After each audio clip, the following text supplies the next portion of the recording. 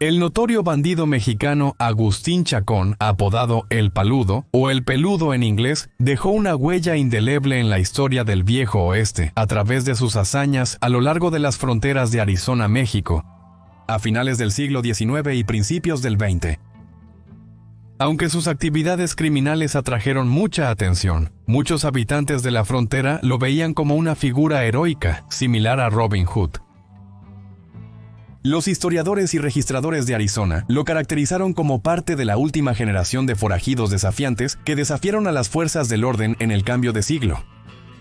Para 1902, se atribuyeron aproximadamente 30 asesinatos separados a Chacón, lo que provocó que el legendario agente de la ley y primer capitán de los Rangers de Arizona, Burton C. Mossman, iniciara una intensa persecución. Una persecución que sería recordada para siempre en la leyenda del Viejo Oeste de Arizona. Esta es la historia de Burton Mossman contra El Peludo, la cacería del Robin Hood de Arizona y una fascinante historia de ley y orden en la frontera del suroeste de los Estados Unidos.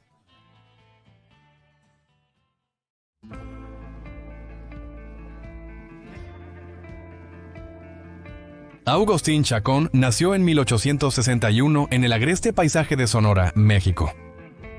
Su historia documentada comenzó con su servicio como agente de la ley en Sierra del Tigre, complementado con trabajo transportando madera y minerales. En 1888 o 1889 se mudó a Morenci, Arizona, ganando fama como un diestro trabajador de rancho. Este periodo de paz terminó dramáticamente en 1890, después de un enfrentamiento fatal con el ranchero Ben Olney. El conflicto inició cuando Olney no pagó 3 meses de salario a Chacón. Después de un primer intercambio acalorado, Chacón partió hacia Safford para ahogar sus quejas. Al regresar al día siguiente, armado y decidido, encontró una continua desafío y burla por parte de Olney. La situación se volvió letal cuando Olney alcanzó su arma, pero Chacón demostró ser más rápido, terminando con la vida del ranchero. La violencia escaló cuando los trabajadores fieles a Olney buscaron venganza. Chacón despachó a 4 de los 5 vaqueros que respondieron, con un sobreviviente huyendo a Whitlock Springs. Allí, los hermanos de Ben Olney reunieron a 6 hombres para capturar a Chacón. Atrapado en un cañón sin salida, Chacón rechazó las demandas de rendición. En su lugar, cargó a través de sus perseguidores con revólveres en llamas. A pesar de sufrir una lesión en el brazo, eliminó a 4 adversarios más antes de escapar hacia el sur. Aunque la familia Olney encontró su fin en Whitlock Springs 2 días después, Chacón mantuvo su inocencia. Citó una coartada que lo ubicaba en un campamento de leñadores mexicanos, recuperándose junto a los infames ladrones de trenes Bert Alford y Billy Stiles. Independientemente de su participación, estos eventos amplificaron su infamia. Más tarde, detenido cerca de Fort Apache durante un encuentro romántico, Chacón enfrentó la posible justicia de la multitud. Pero antes de que los vigilantes pudieran alcanzarlo, él orquestó un intento de escape serruchando las barras de la ventana de su celda. La leyenda local sugería que Nellie Olney, hija de su primera víctima, Ben Olney, facilitó su escape proporcionando la sierra, creyendo en su inocencia respecto a la propia desaparición de su familia. Tras el improbable ascenso al poder de Chacón, el famoso forajido se estableció como el comandante de una clásica banda de desesperados del salvaje oeste, que se especializaba en el robo de caballos y ganado. Su organización realizaba principalmente operaciones desde el montañoso territorio de la Sierra Madre en Sonora, infiltrándose frecuentemente en Arizona para realizar incursiones y deshacerse de su mercancía robada. Los escritores históricos de la época caracterizaron la organización de Chacón como la peor banda de forajidos que jamás infestó la frontera. Una serie de crímenes brutales, desde asesinatos hasta robos y ataques violentos, se asociaron con sus actividades. Sin embargo, el grupo logró escapar repetidamente del alcance de la ley. La creciente infamia de la banda atrajo el interés de varios distinguidos oficiales de paz, incluyendo al veterano hombre de la ley y pistolero John Horton Slaughter. La inteligencia llegó a Slaughter de que Chacón había hecho declaraciones amenazantes en Tombstone, jurando dispararle a primera vista. Siguiendo esta inteligencia de otra fuente, Slaughter rastreó la ubicación de Chacón y se movió para capturarlo. Bajo el manto de la oscuridad, Slaughter y su asociado, el diputado Bert Alford, rodearon el refugio de lona donde dormía Chacón. Cuando se le ordenó rendirse, Chacón huyó por la salida trasera. Slaughter disparó una escopeta, y aunque parecía que Chacón caía en una depresión en el suelo, las investigaciones posteriores de la zona no revelaron ninguna señal de él. Los informes indicaban que Chacón había tropezado con una cuerda en la entrada de la tienda, evitando fortuitamente la explosión de la escopeta mientras desaparecía en la oscuridad. Para finales de 1894, la organización de Chacón había intensificado sus esfuerzos criminales, dejando devastación a su paso.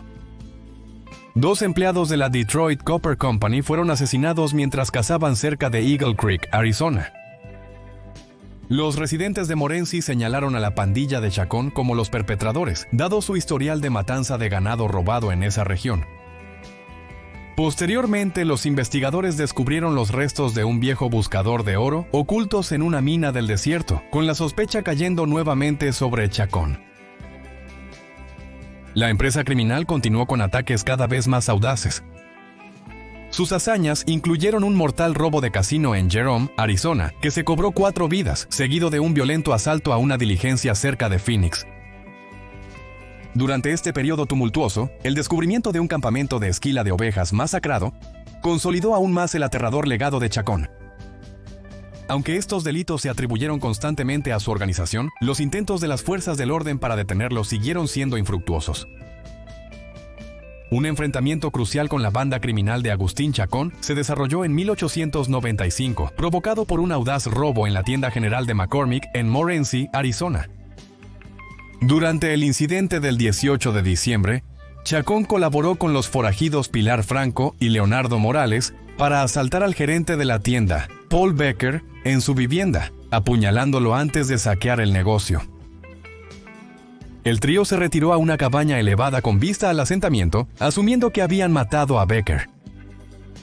Sin embargo, sus víctimas sobrevivieron y alertaron a las autoridades desde un salón cercano. El alguacil Davis, quien simultáneamente ocupaba el cargo de sheriff del condado de Graham, reunió a un grupo de diputados al amanecer para rastrear a los criminales.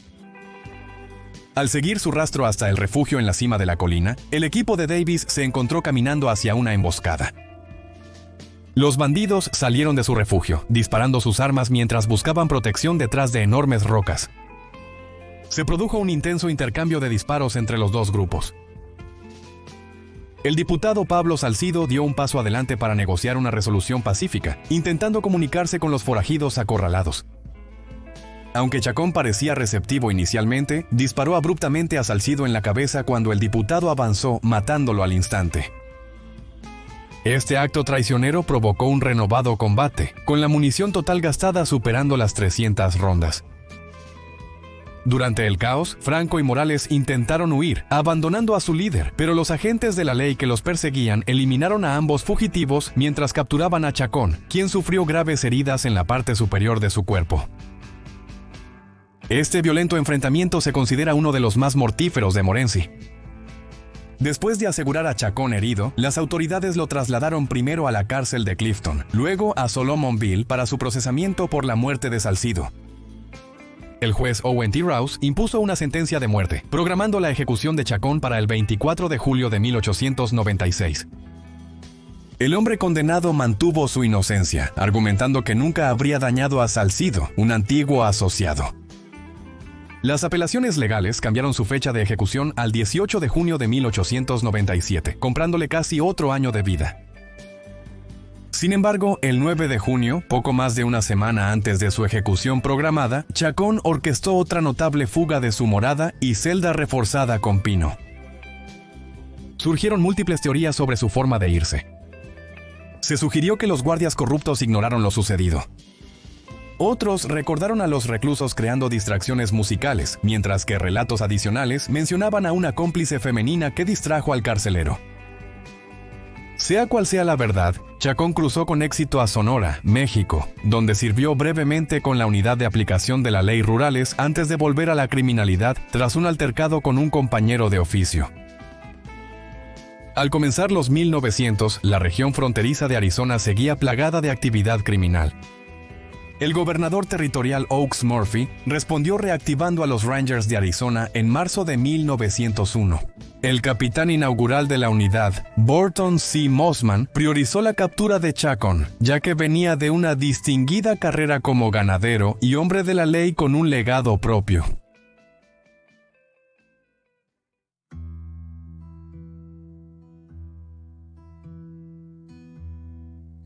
Nacido en Aurora, Illinois, el 30 de abril de 1867, Burton C. Mossman vivió sus años formativos durante la significativa migración occidental de América.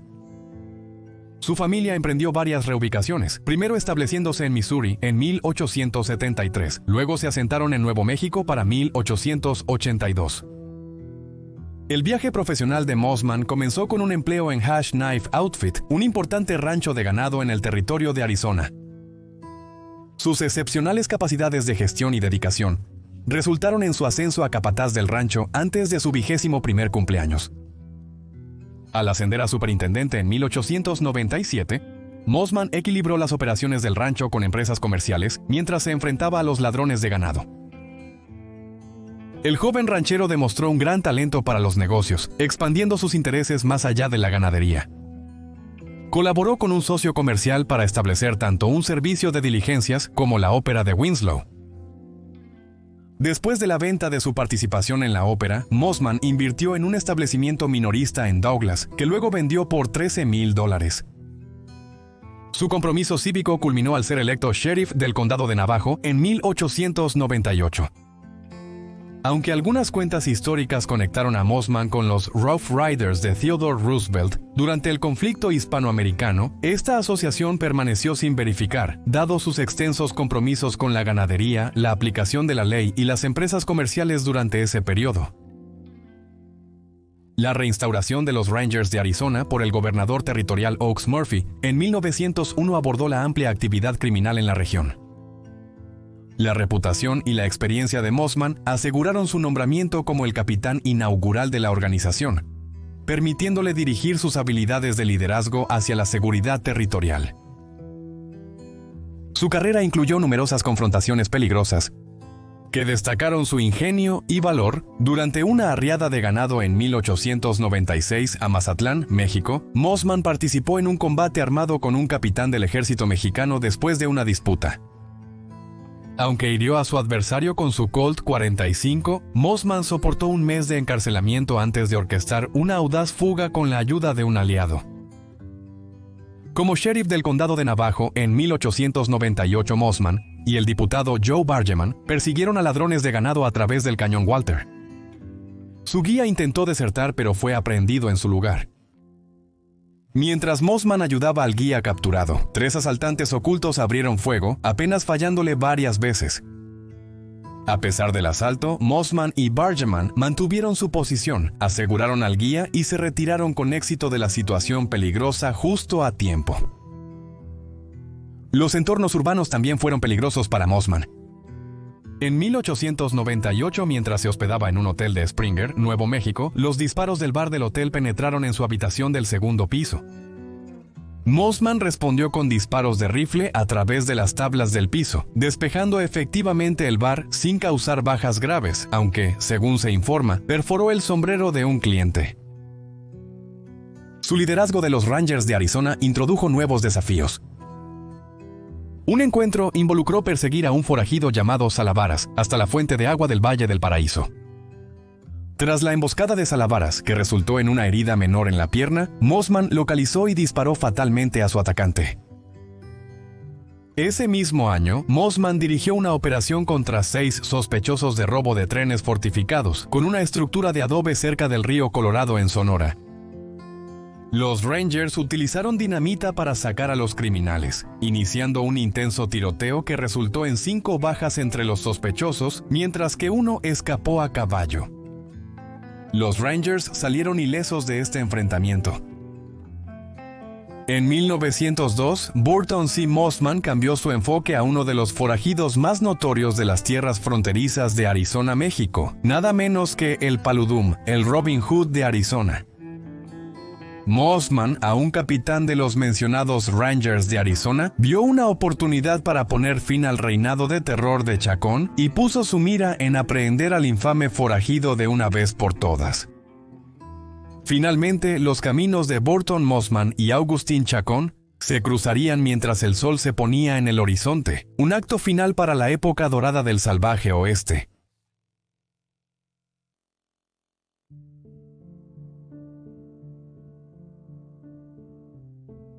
En 1902, Burton C. Mossman orquestó un audaz plan para aprehender al notorio Augustín Chacón. Su estrategia se centró en enlistar la ayuda de nada menos que Bert Alford, el conocido bandido de trenes que mantenía conexiones con Chacón. La operación requería que Mossman se aventurara en Sonora, un territorio peligroso de México, donde ni su insignia ni las leyes estadounidenses tenían autoridad. La fase inicial consistía en encontrar a Alford. Después de una agotadora travesía en carro y a caballo, Mossman descubrió el refugio remoto de Alfred cerca de San José de Pima el 22 de abril de 1902. Haciendo una apuesta calculada, Mossman se acercó sin armas, descubriendo a Alfred afuera mientras sus asociados participaban en juegos de cartas dentro. Alfred, aunque desconfiado al inicio, escuchó al policía mientras comían juntos. Mossman detalló su plan. A cambio de facilitar la captura de Chacón, Alfred podría asegurar tanto una sentencia más ligera como el dinero de la recompensa asociada. Alfred aceptó el acuerdo tras considerarlo. Reclutaron al forajido Billy Stiles como su mensajero, manteniendo las comunicaciones mientras Alfred buscaba el paradero de Chacón.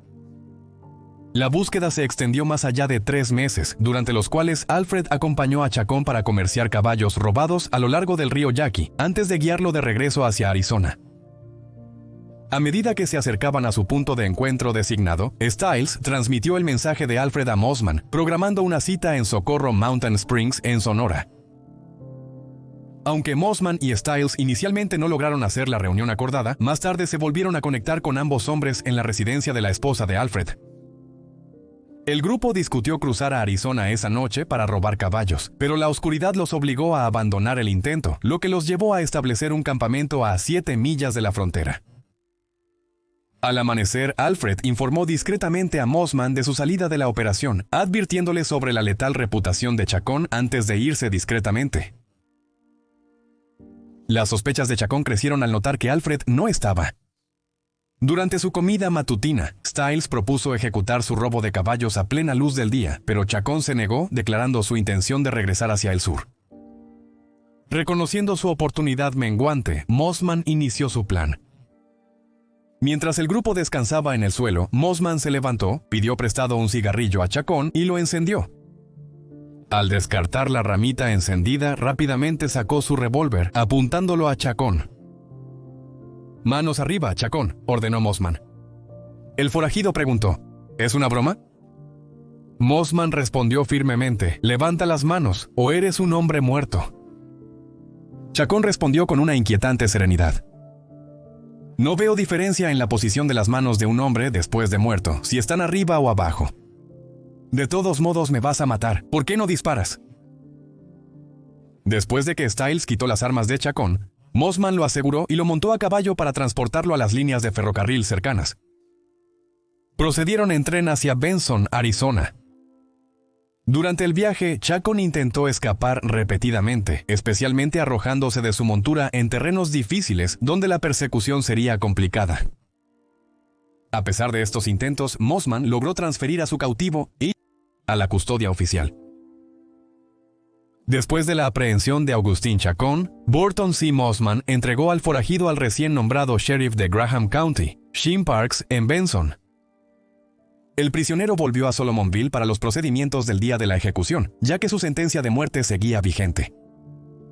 Inicialmente, el tribunal seleccionó el 14 de noviembre de 1902, pero después de infructuosas apelaciones para la prisión perpetua, las autoridades finalizaron el 21 de noviembre como fecha de ejecución.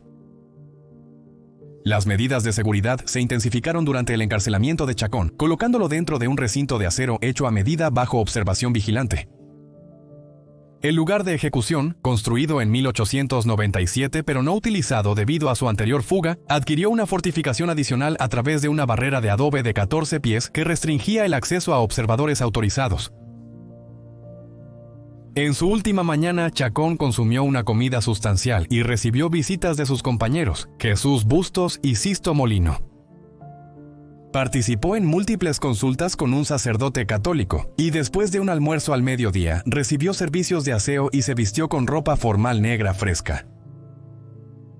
El hombre condenado fue a la horca a las 14:00, ante aproximadamente 50 espectadores, manteniendo una serenidad notable durante todo el proceso. Solicitó refrescos, cigarrillos y café antes de pronunciar un discurso improvisado de media hora.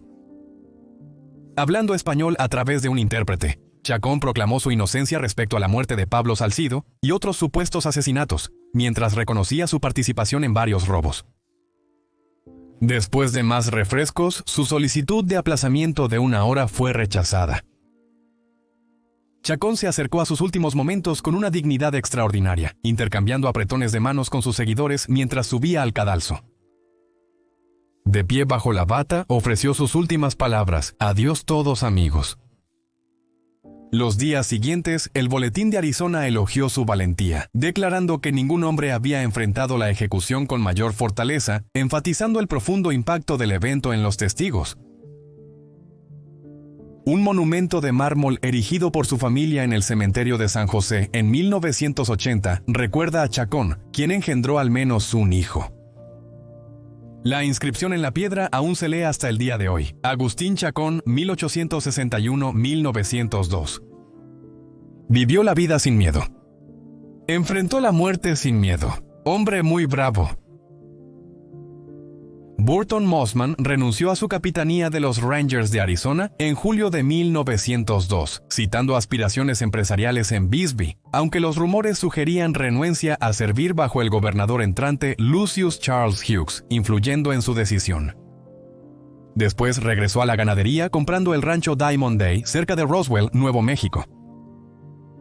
Mossman vivió sus últimos años en paz hasta su fallecimiento, el 5 de septiembre de 1956 a los 89 años.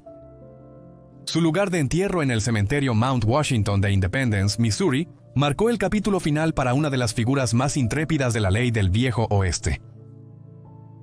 La persecución histórica y captura de Agustín Chacón por Burton C. Mossman simbolizó una transición crucial en la historia de la frontera estadounidense, marcando el triunfo gradual de la aplicación estructurada de la ley sobre la criminalidad indomable de la época. La estrategia de Mossman, empleando a un forajido para capturar a otro, epitomizó el complejo panorama moral de la aplicación de la ley en la frontera, donde las líneas entre el hombre de la ley y el forajido a menudo se desdibujaban al servicio de un objetivo mayor. Su confrontación final representó más que un simple caso de justicia servida. Marcó el capítulo final de una era donde el carisma individual y los códigos personales de honor dieron paso a la autoridad institucional. A medida que la frontera estadounidense entraba en sus años crepusculares, la cacería de Chacón simbolizaba las formas desaparecidas del Viejo Oeste y la emergente era moderna de la aplicación profesional de la ley. Esta historia perdura como un recordatorio de cómo el oeste americano se transformó de una tierra de venganzas personales y justicia fronteriza a una tierra gobernada por insignias, tribunales y procedimientos legales, aunque el atractivo romántico de sus días más salvajes continúa cautivando la imaginación más de un siglo después, ya que resiste la prueba del tiempo en la leyenda del Viejo Oeste.